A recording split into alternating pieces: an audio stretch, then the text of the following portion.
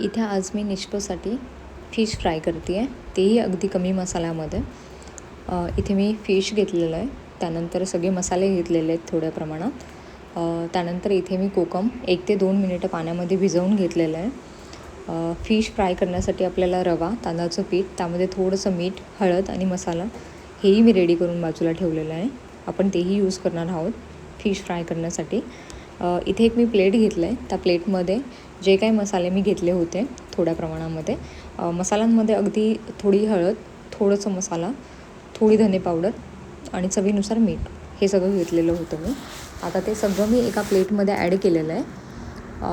हे एकजीव करते आहे मी मसाले पूर्ण हाताने.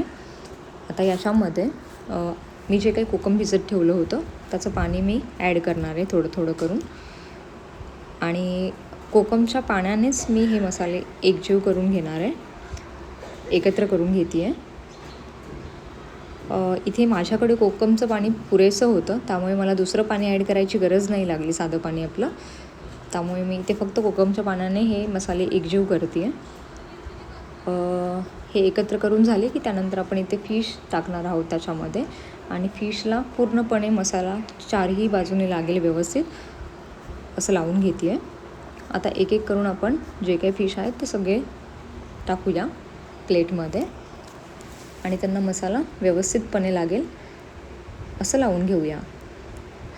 आणि हा मसाला जरी दिसायला आता तुम्हाला कलर तसं लाल वाटत असेल किंवा तिखट असं दिसत असेल, तरी पण ते अजिबात तिखट नाही आहे. खायला तर अजिबात तिखट लागणार नाही लहान मुलांना, ते अगदी सहज खाऊ शकतात. इथे मसाला लावून झालेलं आहे माझं. आता 1 ते 2 मिनिटं मी असंच ठेवणार आहे इथे हे मसाले लावून फिश.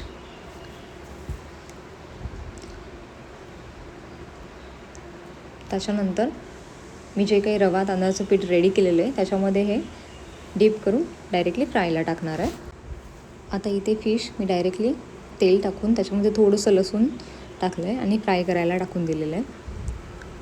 हे व्यवस्थित फ्राय होत आहे तिथे.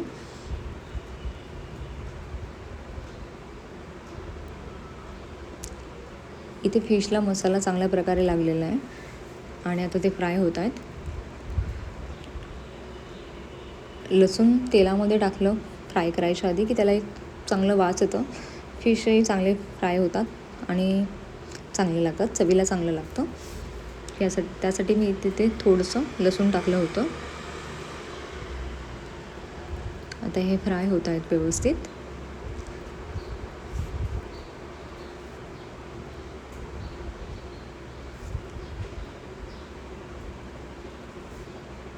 दोन्ही बाजूने चांगले परतून घेतलेत मी.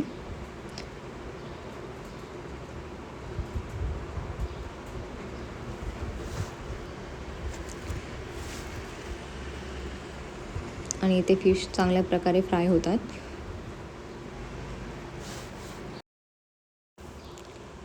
आता इथे परत एकदा मी फिश दोन्ही साईडने चांगल्या प्रकारे परतून घेतलेले आहेत.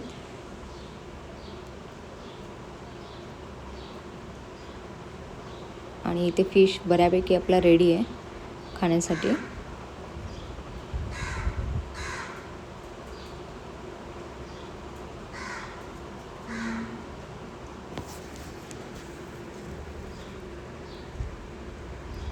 आता अजून 2 ते 3 मिनिटं मी असंच परतून घेणार, त्यांना व्यवस्थित शिजवून घेणार आणि त्यानंतर काढून घेणार.